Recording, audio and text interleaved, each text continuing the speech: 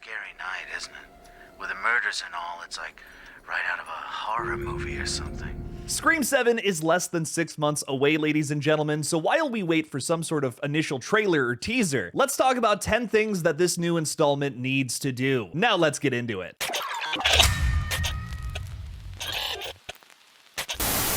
Hey everybody, I'm Killjoy Jake, and instead of having friends, I have horror movies. If you're excited for Scream 7 just like me, make sure to like this video and subscribe for more horror movie updates just like this one. Also, the best way to support the channel is by becoming a Patreon supporter or channel member, where you'll get an exclusive weekly video every Sunday and some other fun perks. Thank you all for your support. Now let's get into the video. For context here, Scream 7 is an installment that has been described as a return to form, after the last 3 flicks tried out some new stuff that was hit or miss with the fan base. Those movies were effective in building tension through modern methods and giving us a few shocking reveals, but they mostly failed to tell a strong story with the legacy folks and couldn't be bothered to build a good chase scene. If we're going to do a true return to form for a modern audience, I think there's a right way to do it. Emphasize those things that were great about the original trilogy, while keeping some of the things that worked about the last 3 flicks. So number one big thing on the list here is that Scream 7 needs to go back to that original Scream feel. While I understand the motivation behind radio silence, making Screams 5 and 6 their own, with a new composer, different approach to the cinematography, and brand new characters to follow, I think 7 made the right choice in, for example, employing Marco Beltrami again to essentially update the old score for the new installment. Also, experienced cinematographer Ramsey Nichols shot this one, who also did a few episodes of Dexter Resurrection and some of Kevin Williamson's The Waterfront. One of the biggest technical things I've noticed going from Screams 1 to Scream 6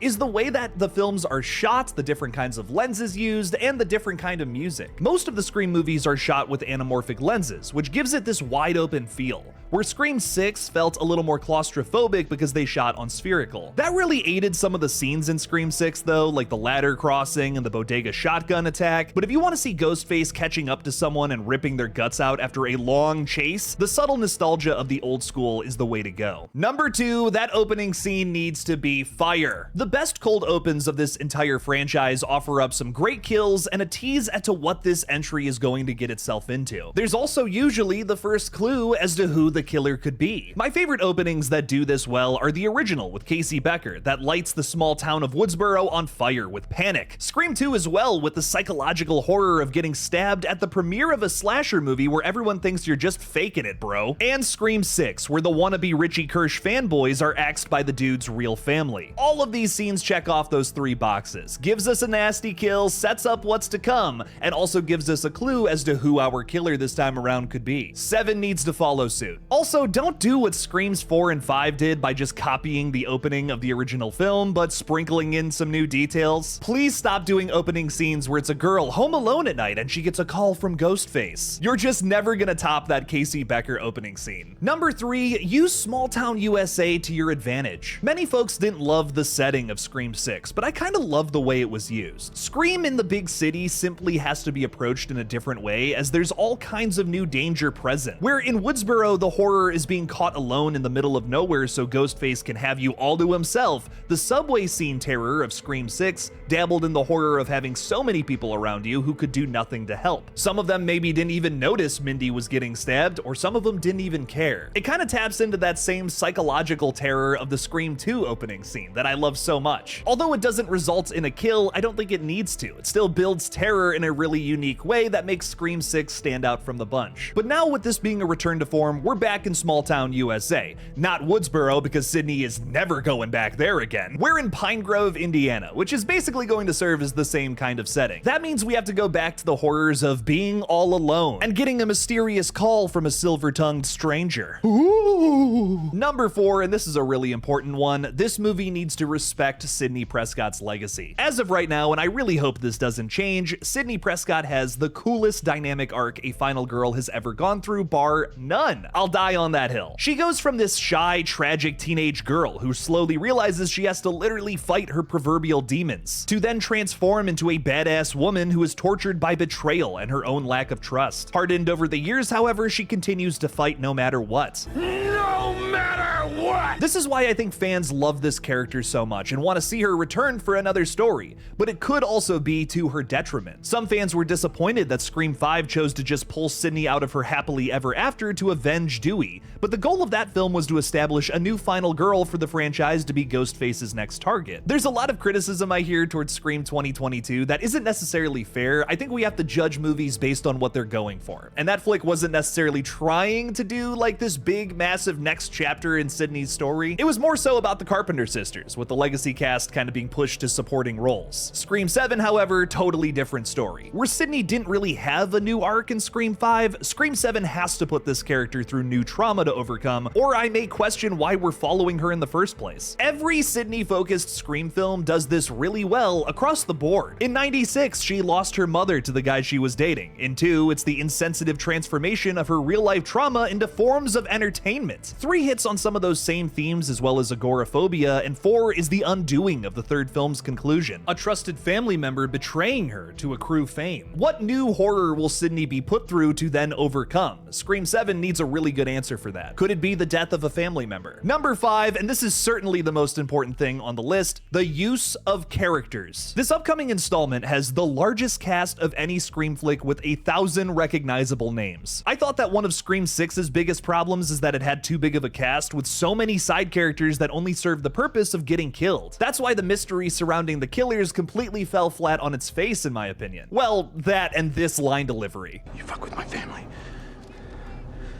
you die. I fear that we're in for the same exact thing here in Scream 7, where most of these side characters are likely just hanging out to be pincushions. There's allegedly an entire scene in this new flick where another one-note character is alone at the high school just to get stabbed backstage. Unfortunately, all of the Scream sequels do this, where they introduce a character literally just to die early on, and I think it's kind of boring. They didn't do that in the original Scream, and that's why it still maintains the very best mystery of this entire franchise by far. Although the original Scream film doesn't feature a ton of deaths, they are perfectly placed in the narrative to keep you guessing who the killer is. That film had a smaller, tight-knit cast, where pretty much everyone served a purpose or had a good reason to be the killer. I can't say the same for the rest of the sequels, and likely not this one either. I'd love to see Ghostface score some of his nastiest kills here, don't get me wrong, but too many body bags can cloud up the murder mystery. Number 6, and yeah, this is another really important one too, chase scenes, chase scenes, chase scenes. I really appreciated Screams 4 through 6 for trying out modern methods to build tension. Olivia's death in Scream 4, the Hicks massacre in 5, and the bodega scene in 6 all do this really well. But if this is to be a true return to form, they have to give us some classic 90s thoughtful chase scenes. Sequences that need to be treated like Jiffy Pop that's been hanging out on the stove for too long.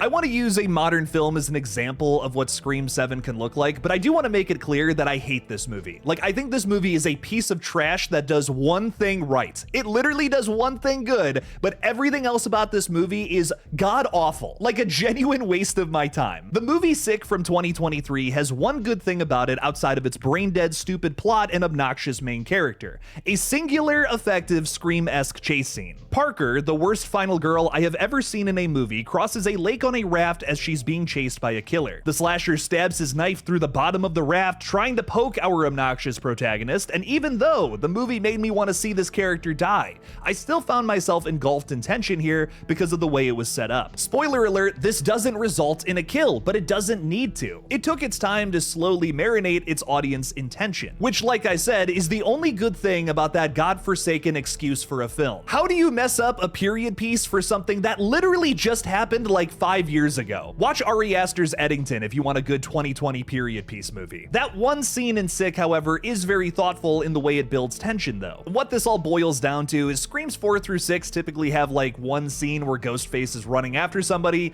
they catch up, they stab him. I think we need to have entire sequences just dedicated to chasing around Sidney's daughter, Isabel May for instance, to literally just remind you that anybody's head is on the chopping block at any time. That leads pretty perfectly into number 7 here. We do need some some creative kills when the time comes. Something that really bogs down Screams 2 and 3 especially for me is the pretty boring kills. Sydney's roommate gets a borderline disrespectful death because it's so quick and lacking of any sort of logical setup, and don't even get me started about how Tom should have smelled the gas literally hours before he read that stupid fax. Scream 7 should be the best of both worlds here, building tension in the way that Screams 1 through 3 did while giving us creative, outlandish kills for Ghostface that we haven't seen before in the franchise. So not too many knife stabs pokey, maybe one or two, but the big showcase kills of this flick need to be something a little crazier than that. There's already 1,000 slasher movies with hundreds of knife kills. I ask, what else can Ghostface do? Beheadings, disembowelment, environmental kills.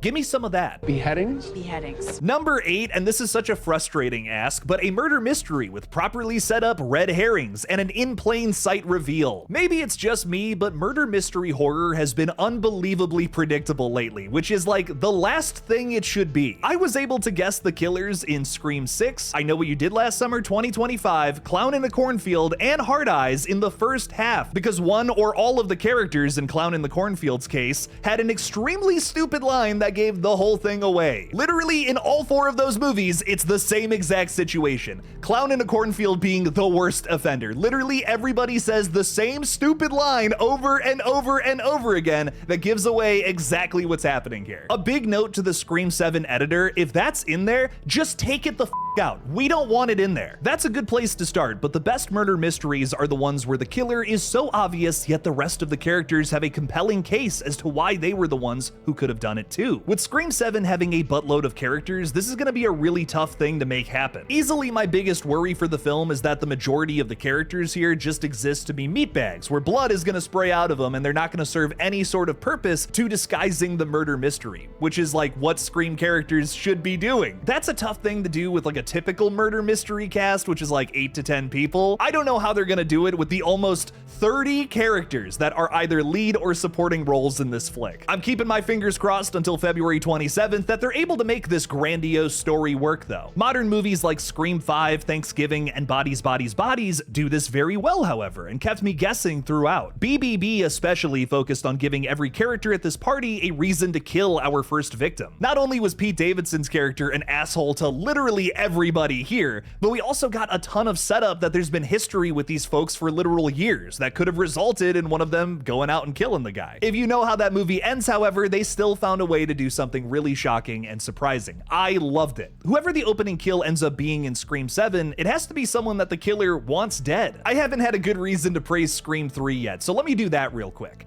Cotton Weary being the opening kill of that film makes so much sense. At the end of Scream 2, Cotton Weary is set up as this really bad and awful dude, basically forcing Sidney Prescott to do that Diane Sawyer interview. I'd go so far as to say that he's a secondary antagonist, even though he was never revealed to be a Ghostface himself. You can see how a lot of these characters would want to kill a douchebag like that. Scream 7 needs to have its opening victim or victims have big targets on their back. Number 9, another really important one for me on this list, is that we need to have a motive that isn't just something recycled from the past. I would rather guess who the killers are in this new film before the reveal rather than the killers not having a very good reason to be doing this at all. Honestly, the most disappointing part of Scream 6 to me isn't even the reveal. I think it's actually kind of funny that Dermot Mulroney is like, yeah, of course it's me.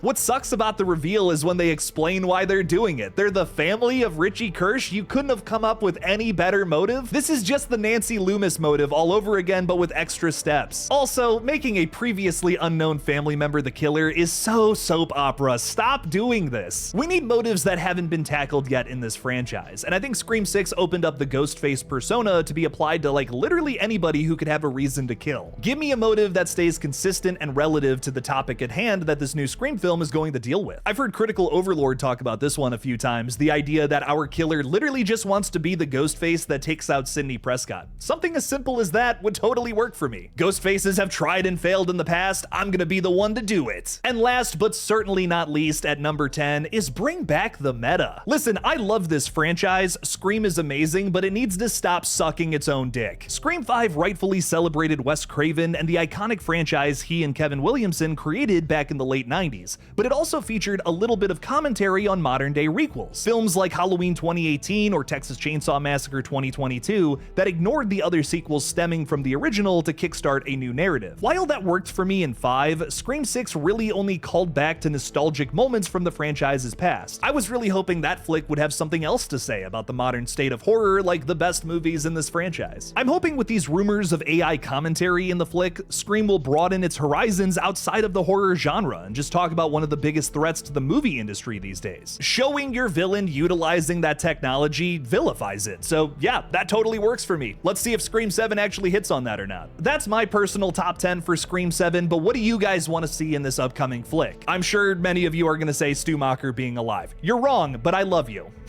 Let me know down in the comments below. Thank you all for watching, please subscribe, and as always, don't forget to kill it out there, y'all.